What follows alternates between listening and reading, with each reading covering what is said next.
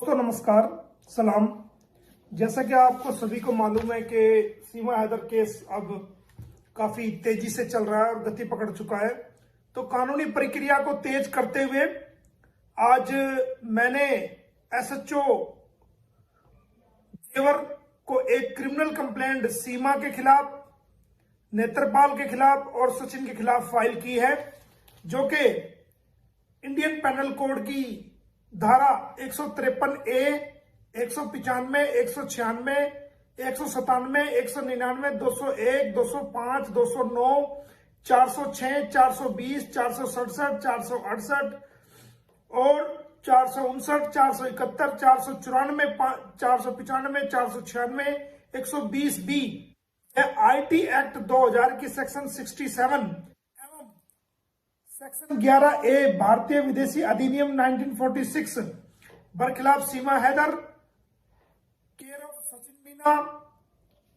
सचिन मीना पुत्र नेत्रपाल व नेत्रपाल उर्फ नेत्र पुत्र बिशंबर, ये रेजिडेंट ऑफ रघुपुरा। जिस कंप्लेंट में हमने कहा है कि जैसा कि आप सभी जानते हैं कि पाकिस्तानी महिला सीमा हैदर, जो कि गैर कानूनी तरीके से नेपाल के रास्ते भारत की सीमा में गुलाम हैदर के 4 बच्चों के साथ, जिनकी उम्र 6 वर्ष से कम है, अपराधी सचिन पुत्र नेत्रपाल उर्फ नेत्र निवासी अम्बेडकर निवासी रघुपुरा उत्तर प्रदेश की मदद से भारत की सीमा में प्रवेश कर गई थी, जिसे रघुपुरा पुलिस द्वारा 3/7/2023 को सेक्टर 59 बल्लभगढ़ जिला फरीदाबाद हरियाणा से गिरफ्तार करके रघुपुरा पुलिस द्वारा कोर्ट में पेश किया गया था और उसके 4 नाबालिग बच्चों को बरामद कर लिया गया था तथा अपराधी सचिन को भी उसके साथ गिरफ्तार कर लिया गया था, जिसके खिलाफ दिनांक 4/7/2023 को रघुपुरा पुलिस स्टेशन में एक सेक्शन 14 1946 व 120B IPC के तहत मुकदमा दर्ज हुआ था और 7/7/2023 को अदालत से कुछ शर्तों पर सीमा हैदर को, नेत्रपाल को और सचिन को रिहा किया गया था।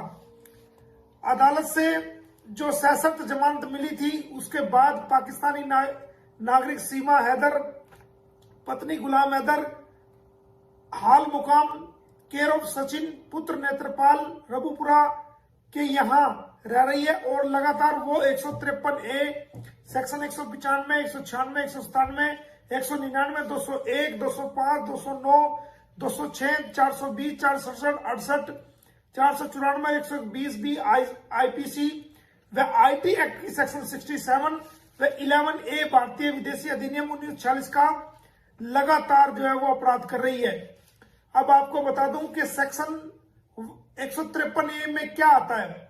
सेक्शन 153A में कोई भी सार्वजनिक रूप से ऐसा बयान जारी करना जो 2 समुदायों के बीच आपसी झगड़ा पैदा कर दे, लड़ाई पैदा कर दे, और 195, 196, 197 जो कि 199, 201 सबूतों को तोड़ मरोड़ दे और गलत तरीके से गलत तथ्यों के आधार पर कोई अदालत के सामने रखे।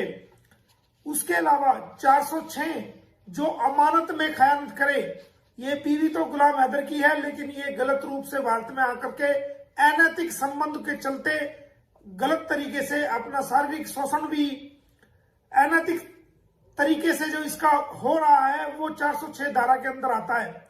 उसके अलावा जो इसने जमानत में अपने आप को गुलाम है, जब ये कह रही है कि 13 मार्च 2023 को इसने सचिन के साथ हिंदू रीति रिवाजों से शादी कर ली थी, तो और ये एनिवर्सरी मनाने जा रही है, तो फिर किस आधार पर इसने जमानत के अंदर अपना आप को गुलाम हैदर की वाइफ कहा है और एफआईआर के अंदर जो इसने फैक्ट बताए हैं, जो एफआईआर में दर्ज है, उसके मुताबिक इसने गुलाम हैदर को अपना पति बताया है। इसके अलावा जो कबूलनामा इसने किया है उसके अंदर भी इसने अपने आप को गुलाम हैदर की वाइफ बताया है। तो झूठ बोलकर फर्जी दस्तावेजों के आधार पर जो माननीय अदालत जेवर से इसने जमानत याचिका ली है, तो अगर ये सचिन की पत्नी है तो फिर हैदर की वाइफ बनकर क्यों जमानत ली? इसलिए इस पर 420 जालसाजी करने, धोखा देने, धोखाधड़ी करने की धारा 420, 67, 68, 469, 71 आती है।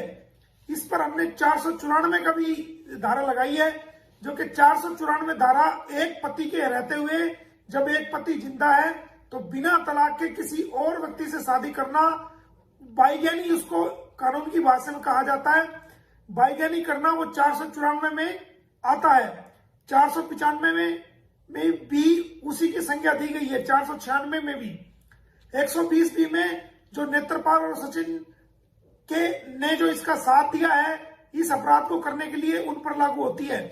और सेक्शन 67 जो कि आईटी एक्ट की, यानी कि मीडिया द्वारा किसी भी भ्रांति को, झूठी बात को, भ्रम को फैलाना, झूठ बात को फैलाना मीडिया के माध्यम से, वो सेक्शन 67 आईटी एक्ट 2000 की आती है। इसके अलावा सेक्शन ए विदेशी अधिनियम 1946 का भी अपराध किया है। तो हमने डिटेल से आज पूरी कहानी लिखकर और इसके अंदर बताया कि अगर ये कहती है कि भाई मैंने सचिन से 13 मार्च 2023 को शादी की थी, तो हमने कंप्लेंट में लिखा है, तो आपने जमानत के अंदर अपने आप को गुलाम हैदर की बीवी बताकर क्यों जमानत अर्जी फर्जी जालसाजी करके दायर की, और क्यों आपने वो जमानत वहां से बतौर गुलाम हैदर की बीवी प्राप्त की? अगर आपने शादी कर ली थी तो आपको सचिन की वाइफ बताना चाहिए था। तो इस प्रकार हमने सारी डिटेल के साथ आज इसका अभी कोई कानूनी तलाक नहीं हुआ है, और ये किस प्रकार ये सोशल मीडिया पर कह रही है कि भाई हम अपनी एनिवर्सरी मनाने जा रहे हैं, तो वो लिखित में शिकायत भी कम से कम 20 धाराओं के तहत हमने आज एसएचओ जेवर को उनके कार्यालय में लिखित में कंप्लेंट दी है। और वहीं से हमने, क्योंकि रिसीविंग उन्होंने हमें कोई दी नहीं है, तो हमने एसएचओ को भी बताया कि आपके कार्यालय ने हमें कोई रिसीविंग नहीं दी है। तो मैंने वही थाना सही कमिश्नर ऑफ पुलिस को और डिस्ट्रिक्ट मजिस्ट्रेट को और खुद एसएचओ को पीडीएफ द्वारा कंप्लेंट जो है वो मेल कर दी है और बाय हैंड कॉपी भी उनको दे दी है। अब जल्द इसके खिलाफ एफआईआर दर्ज होगी, और इन धाराओं में कम से कम 20 धाराएं हैं जिनके अंदर 7 साल से 10 साल तक की सजा का प्रावधान है। अगर ये एफआईआर दर्ज होने के बाद पुलिस इसको बुलाएगी और बाकायदा इसका बयान दर्ज करेगी कि आपके खिलाफ ये एलिगेशन है, आप बताइए। अगर ये कहती है कि मैंने सचिन से शादी कर ली 13 मार्च 2023 को, तो फिर तुमने कोर्ट में खुद को गुलाम की बीवी दिखाकर क्यों जमानत ली? तो इसके ऊपर 420, 467, 68, 471 जालसाजी की सारी धाराएं लगेगी। अगर ये कहती है कि नहीं मैं तो गुलाम की बीवी हूं, तो फिर ये भारत देश को और देश के लोगों को क्यों गुमराह कर रही है? तो ये दोनों तरह से फंस चुकी है। अगर ये खुद को गुलाम की वाइफ बताएगी तो जब भी ये फंसेगी, और अगर ये खुद को सचिन की वाइफ बताएगी तब भी इस पर 420 की सेक्शन लागू होगी। और बहुत ही जल्द इस बात को पूरी दुनिया के लोग भी देखेंगे कि किस प्रकार इसने भारत को के लोगों को और दुनिया के लोगों को ये गुमराह करती चली आ रही है। और आपने देखा होगा कि आजकल नई नई ये झंडे लेकर के कहती है कि हमारा देश है, हमारा देश। तेरा देश कहां से आ गया? तू तो घुसपैठी है। ये भारत तो भारतीयों का है, तेरा देश तो पाकिस्तान है, तेरा देश तो ये नहीं है। तेरा देश कैसे हो गया?